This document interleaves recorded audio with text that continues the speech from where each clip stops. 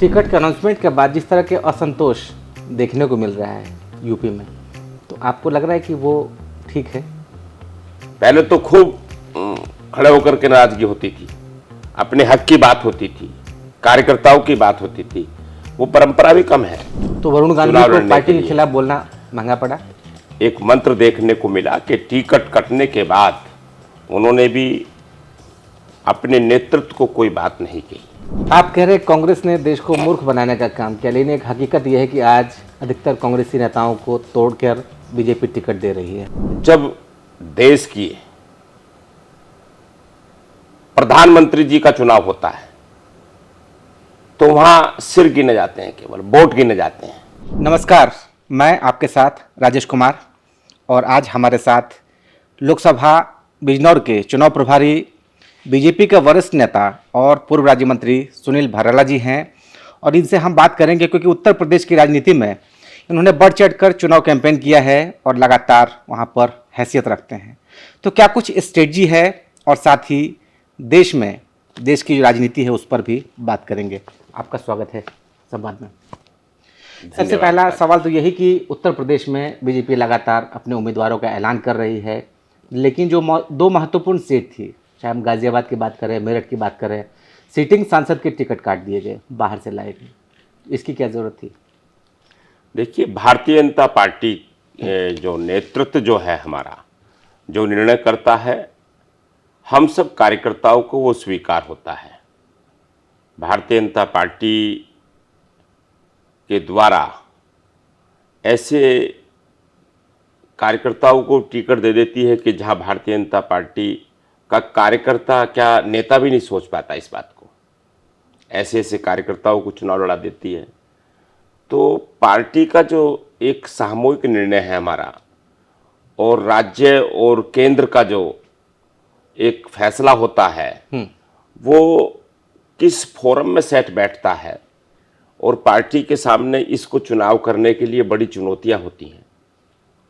तो उसमें दल के साथ में कार्यकर्ता भी है, समीकरण भी हैं, और साथ साथ में जब ये आम चुनाव होते हैं तो उसमें हमारे लिए टिकट अनिवार्य नहीं है, हमारे लिए राष्ट्र अनिवार्य होता है, कि जिसके लिए हम सब कार्यकर्ता काम करने भारतीय जनता पार्टी के, कि राष्ट्र के लिए क्या अनिवार्य है।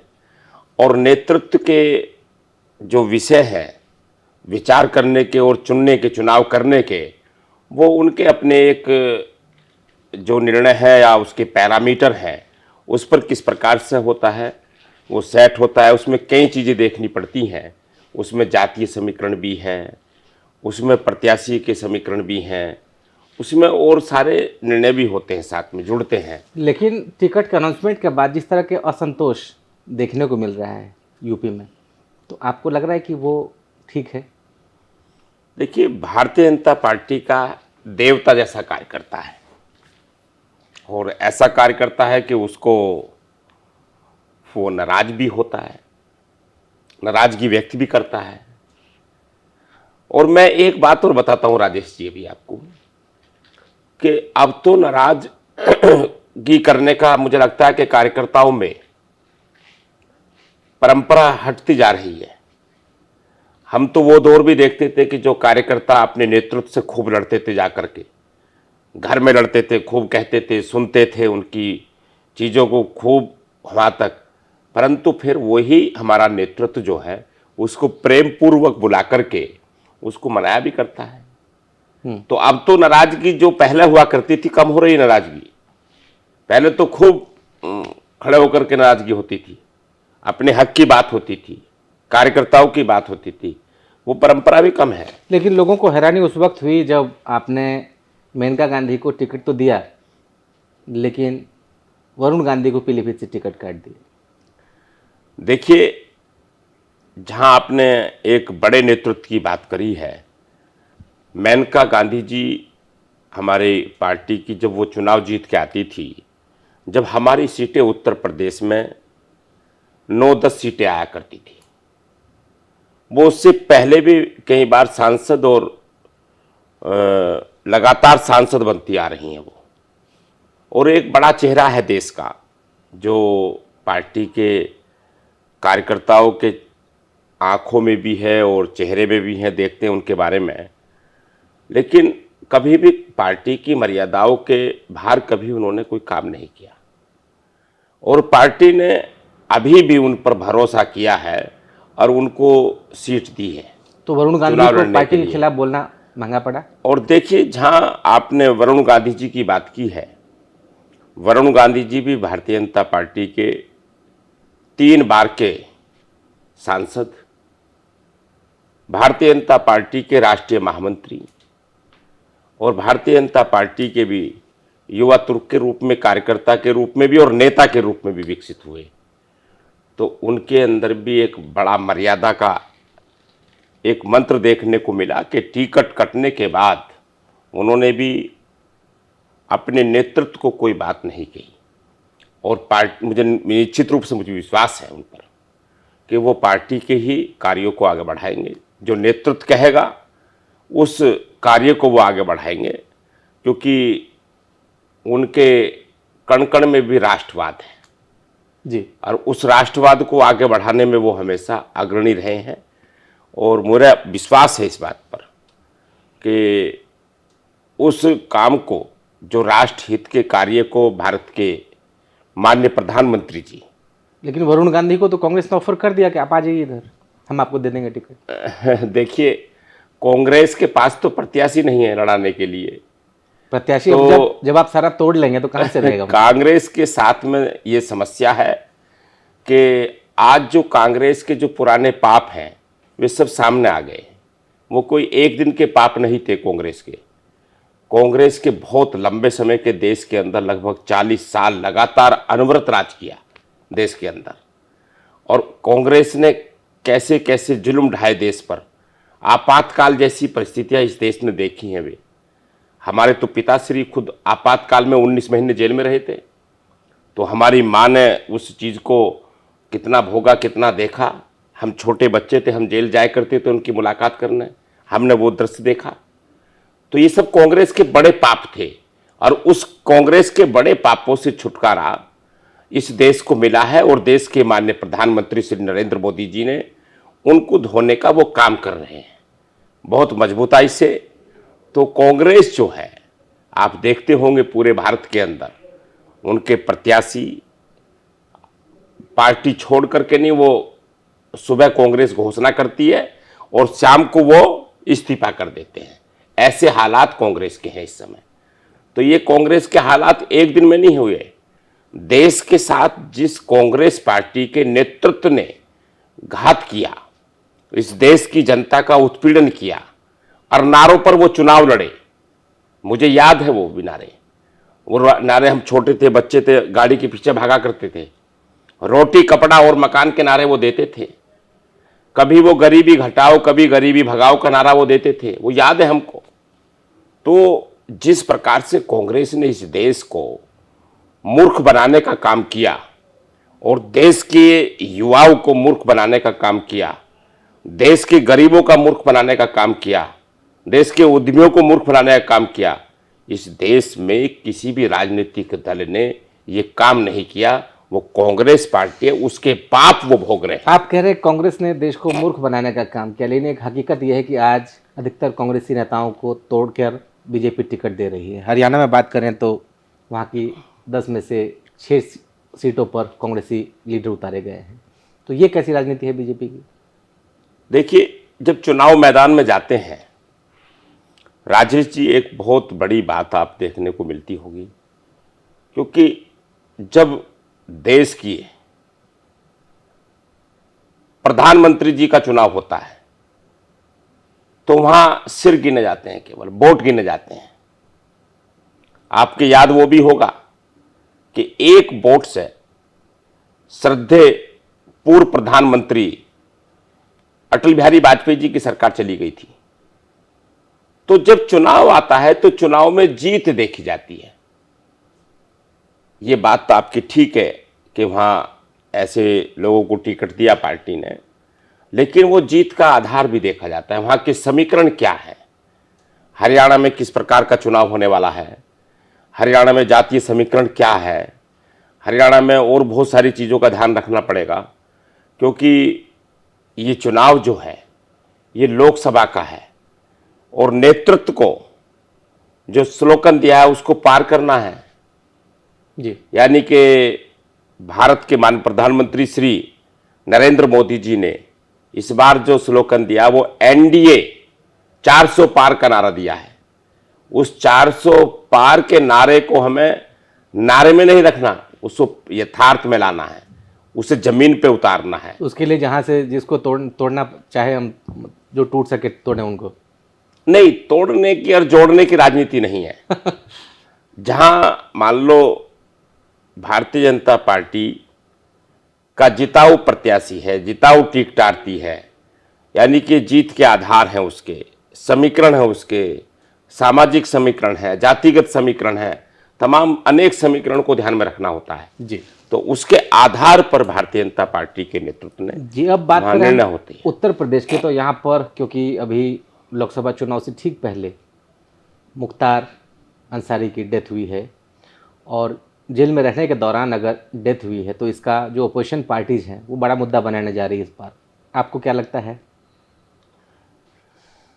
देखिए, अपोजिशन पार्टी को जल्दबाजी का मुझे बयान लगता है उनका।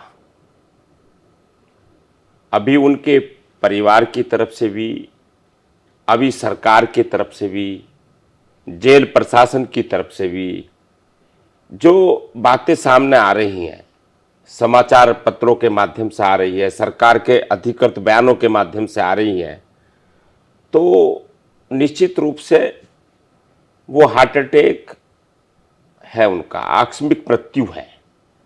लेकिन विपक्ष बाज नहीं आ रहा इस बात से भी, तुष्टीकरण की राजनीति करने के लिए बाज नहीं आ रहा है। इसीलिए विपक्ष बाज नहीं आ रहा है, ये एलिगेशंस लग रहे हैं, क्योंकि अतीक अहमद की भी पुलिस कस्टडी में डेथ हो जाती है, गोली मार दी जाती है, मुख्तार अंसारी की डेथ हो जाती है, तो सवाल तो इसीलिए उठ रहा है, स्टेट गवर्नमेंट पर उठ रहा है।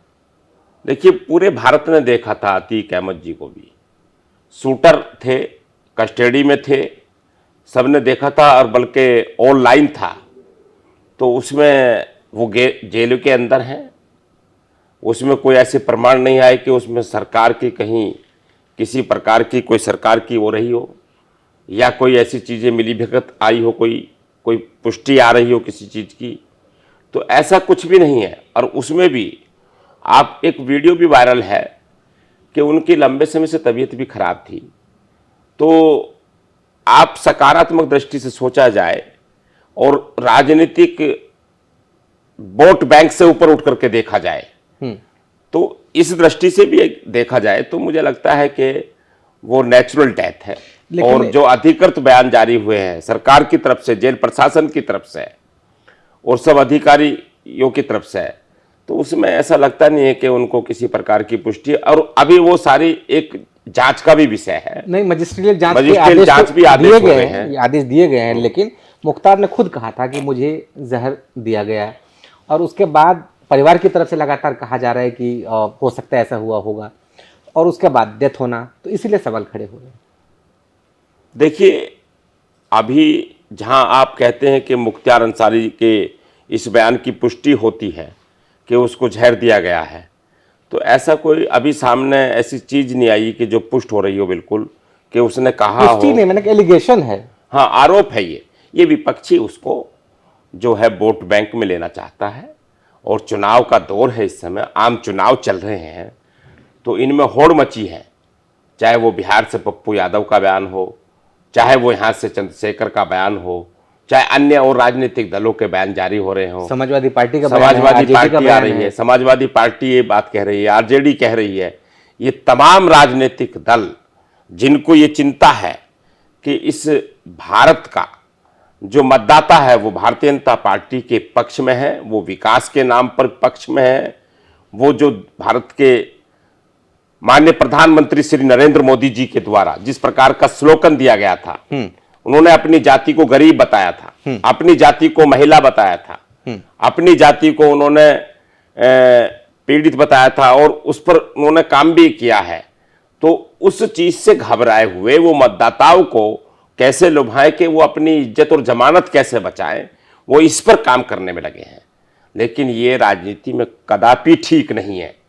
सिद्धांतों के आधार पर ये निराधार है और राजनीति को सेवा के भाव से ही, अपने परिश्रम और पराक्रम के आधार पर ही राजनीति को करना चाहिए। मैं इस पक्ष में हूं हमेशा। तो यार क्या लगता है आपको कि इस डेथ के बाद इसका चुनाव पर क्या कुछ असर पड़ेगा, यूपी की राजनीति पर क्या असर होगा? देखिए, आज वर्तमान का जो मतदाता है वो बहुत ही विचार करता है, सुलझा हुआ मतदाता है। युग सोशल मीडिया का है। पहले तो याद आपको आता हो कि टेलीविजन पर भी देखकर के लोग टेलीविजन देखने को नहीं मिलते थे, दूरभाष करने जाते थे, दूर दूर जाते थे। अब सारी चीजें हाथ में है, नौजवान के हाथ में है, युवाओं के हाथ में है, किसानों के हाथ में है, छोटे कच्चे व्यापारियों के हाथ में है, सब महिलाओं के हाथ में है, मोबाइल है, वो सब चीज देख रहे हैं, सब चीजों को पढ़ रहे हैं, वो अच्छा और बुरे का चुनाव कर रहे हैं। देश किस प्रकार से किस परिस्थितियों में आगे बढ़ रहा है वो देख रहे हैं। इस देश के अंदर जो लाभार्थी हैं या फिर वो गरीब परिवार हैं, जो झुग्गी झोपड़ी बस्ती में रहने वाले वो परिवार हैं, जिनकी लोग चिंता नहीं करते थे, भारत के माननीय प्रधानमंत्री श्री नरेंद्र मोदी जी के माध्यम से उन परिवारों की चिंता हो रही है। उनको पूरे देश के अंदर भारत के प्रधानमंत्री जी उनको राशन दे रहे हैं। उनको जो बेरोजगार युवा हैं उनके रोजगार की वो स्वावलंबी बनाने की चिंता हो रही है इस देश के अंदर। तो ये जो दौर है, आप सड़कों का देखेंगे, सड़कों के कितने तेजी से काम हुए हैं। रैपिड ट्रेन जैसी हमारे मेरठ में रैपिड ट्रेन आई है, ऐसे बड़े बड़े काम है देश के अंदर जिसकी कल्पना भी नहीं कर सकते, आप सोच भी नहीं सकते नहीं, ये भारत के अंदर हो सकता है। डेवलपमेंट का आप दावा कर रहे हैं, वादा कर रहे हैं, लेकिन दूसरी तरफ जो विपक्ष है वो कह रहा है कि आप जितने अपोजिशन के लीडर हैं सबको ईडी का डर दिखा दिखा के अंदर कर रहे हैं, वो चाहे हेमंत सोरेन हो, अरविंद केजरीवाल हो, मतलब अपोजिशन को आप खत्म करना चाह रहे हैं, ये अपोजिशन का एलिगेशन है। देखिए, जब कांग्रेस की सरकार हुआ करती थी, कांग्रेस सीबीआई का दुरुपयोग करती थी खुल करके, और मुझे याद है, वो आपके भी याद होगा राजेश जी, आपने अपनी कलम से जरूर लिखा होगा उसको। कुछ भारत के सर्वोच्च न्यायालय ने भी ये कहा था कि सीबीआई तोता है सरकार का, कहा था, याद है आपको? अरे ये किसी और पे नहीं कहा था, ये यूपीए सरकार पर कहा था, कांग्रेस को कहा था। तो क्या भूल गए वे लोग इस बात को, या इस देश की जनता भूल गई इस बात को? आज जिस प्रकार की वो चीजें कर रहे हैं, जो सामने आ रही हैं, जो लोग गिरफ्तार हो रहे हैं, 300, 400, हजार करोड़ रुपए पकड़े जा रहे हैं, क्या ईडी, क्या वो अपने पैसे रख के, अपनी तनख्वाह के पैसे रख करके पकड़ कर लाती है क्या? इनके काले चिट्ठे हैं, काले भ्रष्टाचार के चिट्ठे हैं वे। और देखिए, देश के माननीय प्रधानमंत्री जी ने एक इतना बड़ा काम किया, इतनी बड़ी घोषणा की है कि आज उन गरीब परिवारों में बहुत खुशी की लहर है।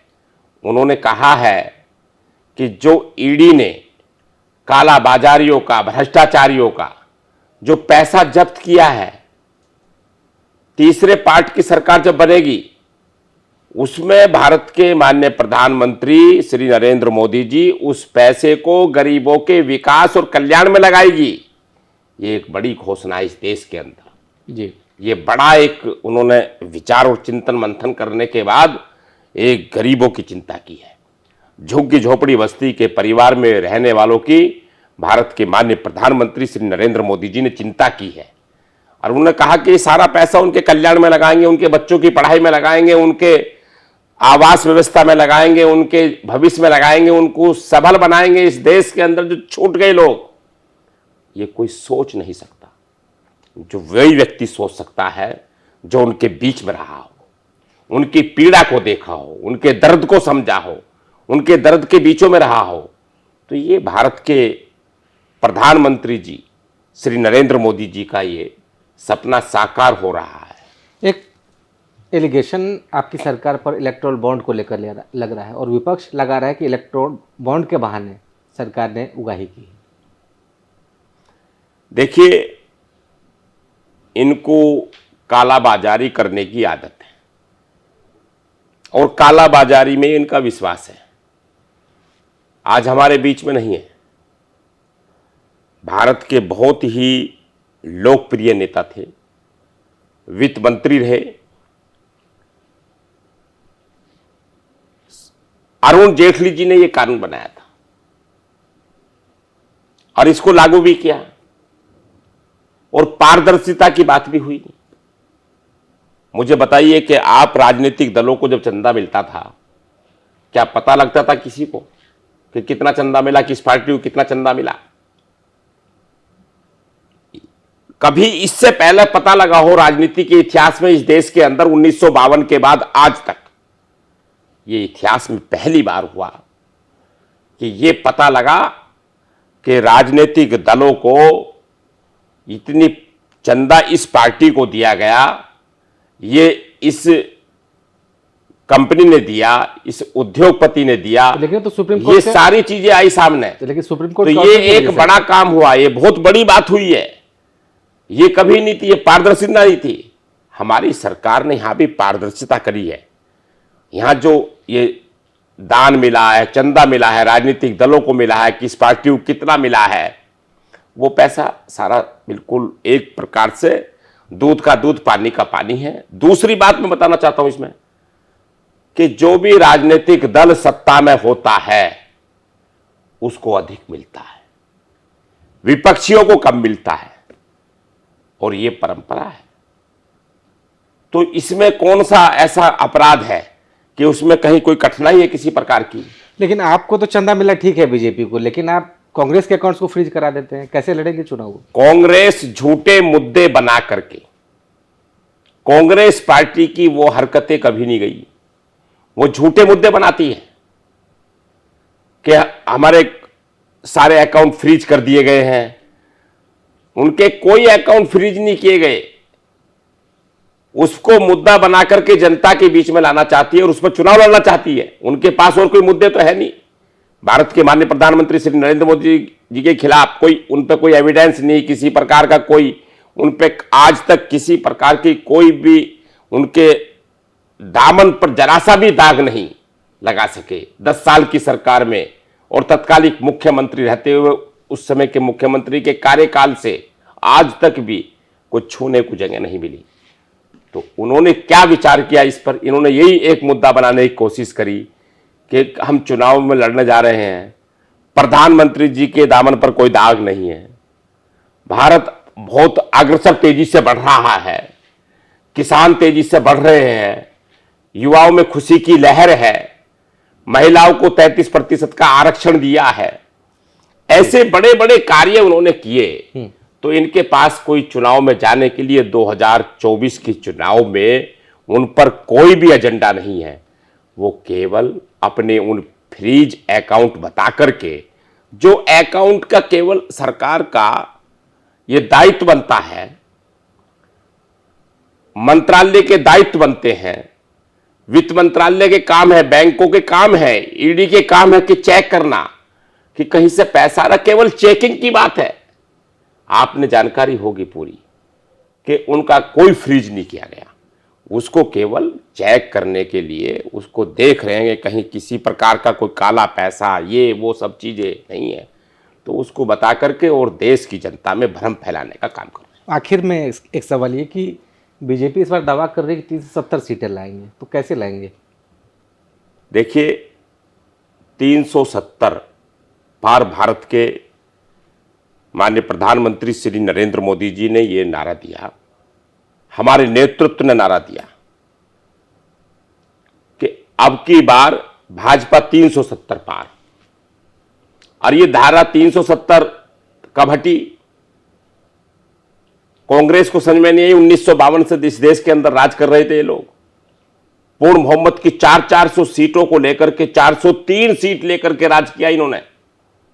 तो कभी सोचा है कि जम्मू कश्मीर की इतनी बड़ी समस्या थी, उस समस्या का समाधान करना चाहिए था।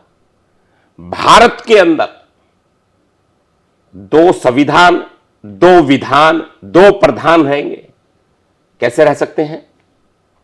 ये मेरा देश है, मेरा राष्ट्र है। मेरे देश का युवा, मेरे देश का नागरिक अपने से भी ज्यादा प्रेम करता है देश को। इस देश के लिए नौछावर हो जाता है वो, और नारा दिया भारत के प्रधानमंत्री जी ने 370 पार का भाजपा का, जो कांग्रेस का वो पाप चला आ रहा था। 2019 की सरकार में भारत के यशस्वी गृह मंत्री श्री अमित शाह जी ने उसको हटाया, 370 को साफ किया उसको, जो लोग कहते थे कि छू भी नहीं सकते।